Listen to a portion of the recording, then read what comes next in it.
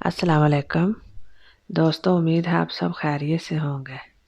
आज मैं फिर आपकी खिदमत में डेल कार्नेगी की किताब मीठे बोल में जादू है का कुछ हिस्सा पेश करूँगी। मेरी आपसे गुजारिश है, मेरे चैनल को सब्सक्राइब और लाइक करना ना भूलिएगा और अपनी राय का इजहार कीजिएगा। हमारा आज का टॉपिक है लोगों की ज़िंदगी में नाम की अहमियत।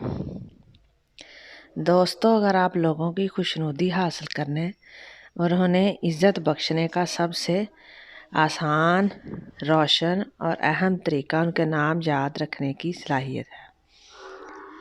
लेकिन हम में से कितने लोग इस बात से आगाह हैं? हमारा किसी अजनबी से तारुफ हो तो हम उससे बातचीत तो कर लेते हैं, लेकिन उससे रुखसत होते वक्त उसका नाम तक फरामोश कर जाते हैं। नाम याद रखने की काबिलियत जितनी ज़रूरी तिजारत, समाजी ताल्लुकात में है, उतनी ही सियासत में भी है। उसकी मिसाल ले लीजिए। शाह फ्रांस, जो नेपोलियन आज़म का भतीजा था, फ़ख्र किया करता था कि वो अपने शाही फ़राइज़ के बावजूद हर उस शख्स का नाम याद रख सकता था जो उससे कभी मिले। वो क्या तरीका इख्तियार करता था? नहायत आसान तरीका। अगर वो मिलने वाले का नाम अच्छी तरह सुन ना पाता तो कहता कि अफसोस है कि मैं आपका नाम अच्छी तरह सुन ना सका। अगर वो कुछ अजीब सा नाम लगता तो वो कहता उसे लिखते किस तरह हैं या इसके हिज्जे क्या हैं।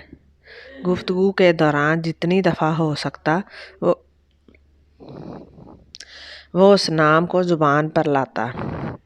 उस नाम को उस शख्स के खद्दोखाल, तर्ज़ कलाम और आम वज़ाक़ता के साथ मुनासबत देकर ज़हन नशीन कर लेता था। अगर मुलाकाती कोई अहम आदमी होता तो नेपोलियन पहले से भी ज़्यादा तवज्जो देता।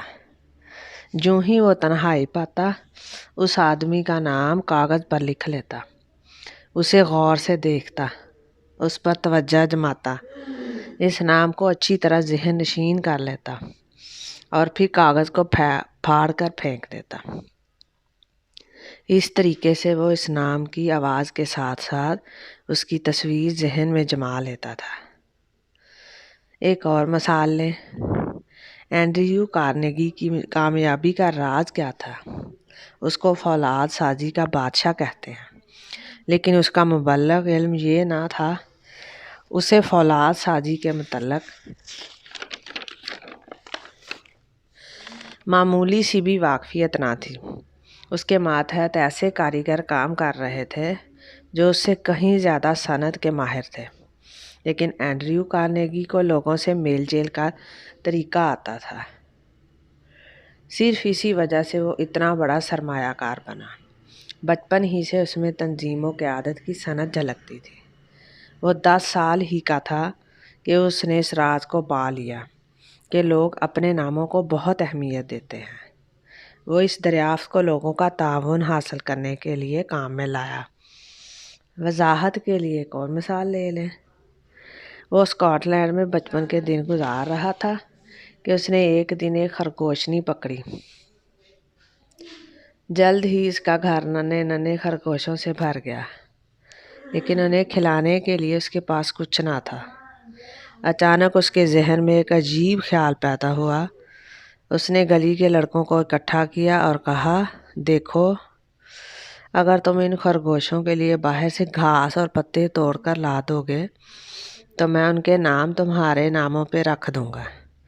ये तरकीब जादू असर साबित हुई और कार्नेगी ने इस तजर्बे को कभी फरामोश नहीं किया।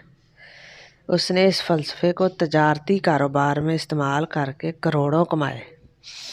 आप भी यही तरीका अपना सकते हैं, लेकिन इसके लिए वक्त दरकार है।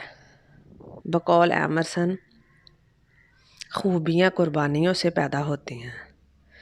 चनांचे अगर आप लोगों के दिलों में घर करना चाहते हैं तो तीसरा उसूल ये है कि किसी आदमी का नाम उसके लिए सबसे मीठी और अहम आवाज़ है। आप लोगों के नाम याद रखें और उन्हें इज्जत से बुलाएं। आज के लिए इतना ही। इंशाल्लाह कल फिर मिलेंगे। ایک نئی ویڈیو کے ساتھ ایک نئے انداز میں۔ اللہ آپ کو آسانیاں دے اور آسانیاں بانٹنے کی توفیق دے۔ اللہ آپ کا حامی و ناصر ہو۔